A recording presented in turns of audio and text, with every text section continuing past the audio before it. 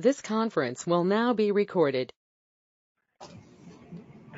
Hi, good afternoon, everyone. Thanks for joining us. This is the roundtable for advances in pulmonary hypertension, the issue, volume 18, issue 4, focusing on imaging in pulmonary hypertension.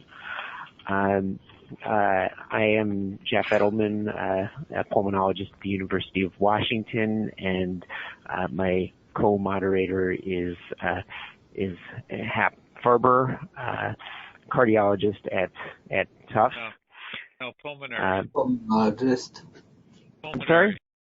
Oh, Hap, goodness. I'm only a pulmonologist, although I could be.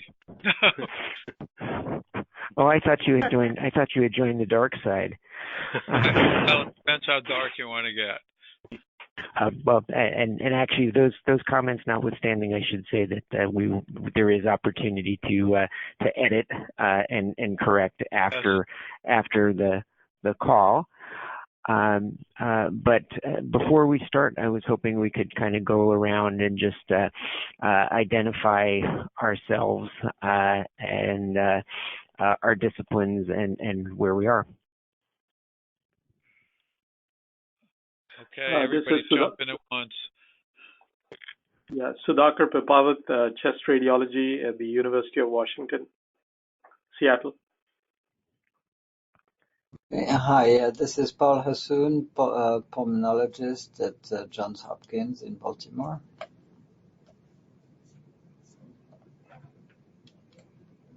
Hi, this is Anjali.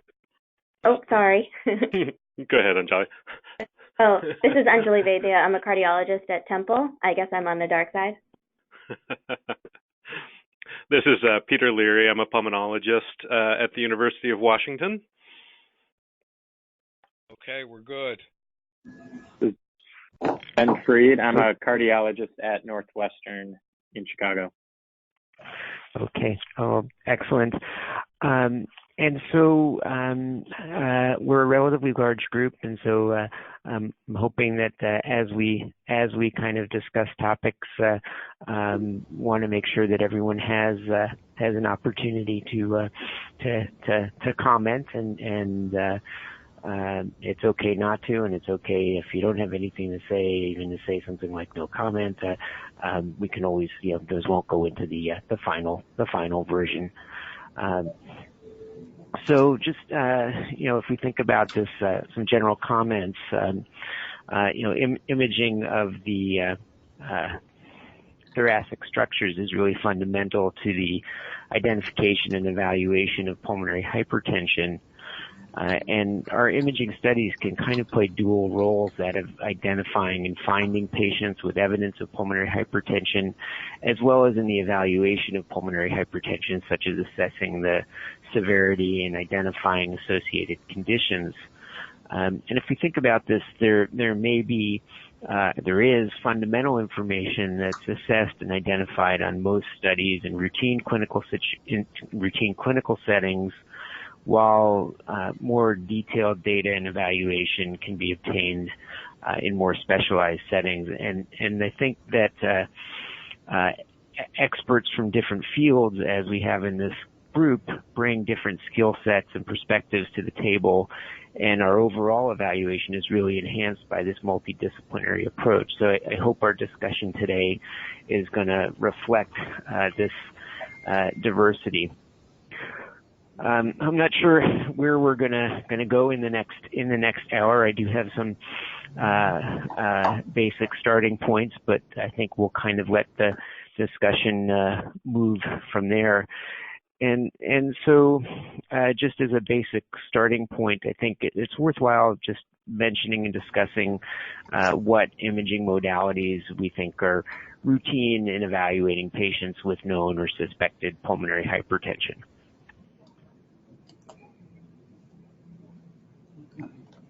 Okay, somebody take it first. So can you repeat your question, Jeff? Sorry. What's that? What you just said, can you repeat what you just said? Can you repeat it? Sure. What imaging modalities are routine in evaluating patients with known or suspected pulmonary hypertension? So I think when you look at imaging of pulmonary hypertension, I look at it in terms of three aspects. Aspect number one is diagnosis, be it early diagnosis of pulmonary hypertension, or when there is a clinical suspicion, you employ an additional investigation and then try to make a diagnosis. And then the second thing is to determine the cause of pulmonary hypertension. If there is an additional cause that we can figure out at imaging, we try to do that. There are, various causes of pulmonary hypertension that imaging can help in diagnosing that particular etiology. Sometimes it is causal, sometimes it is just an association, so which is where the multidisciplinary approach definitely helps. And the third thing is imaging as a guidance for treatment in some conditions.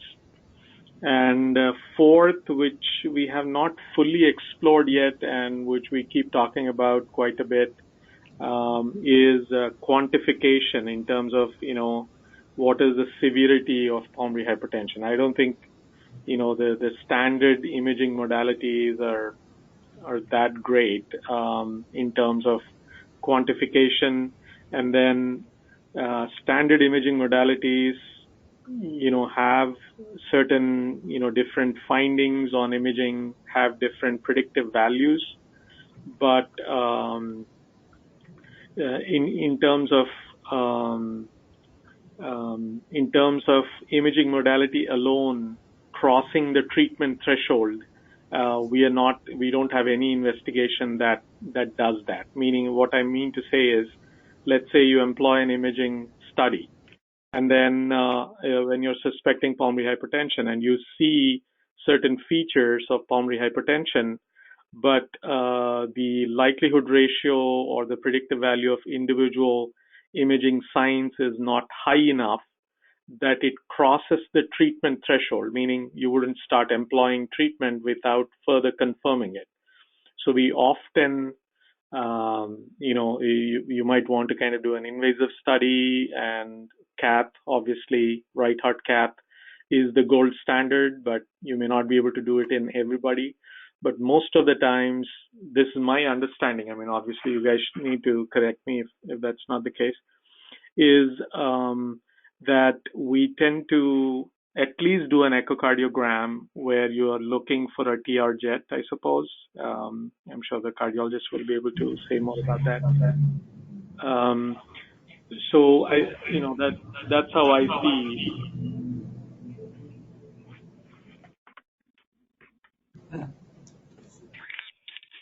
So just thinking. Go ahead. Go ahead. Should I, just for posterity's sake, let me go ahead and list the imaging modalities? I do hear an echo. Yeah, I mean, I think just for sort of the blank slate patient that you're seeing or is being seen with symptoms such as unexplained dyspnea that make you suspect PH. I think the basic imaging studies that we're going to start with, are going to be, we'll say chest X-ray, CT, echocardiogram, just looking at,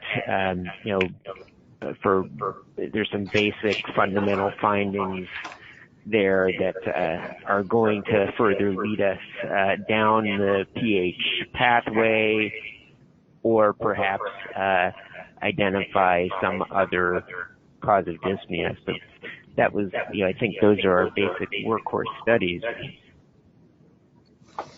Does everyone agree? Yeah, I agree. I would just add, I think the question was sort of along the lines of the routine imaging that's available and used, and I agree. I think of it as echocardiogram, EQ scan, and CT test. The chest X-ray certainly provides proof for PAP, but unfortunately is not utilized adequately to raise the suspicion and diagnosis often enough. So while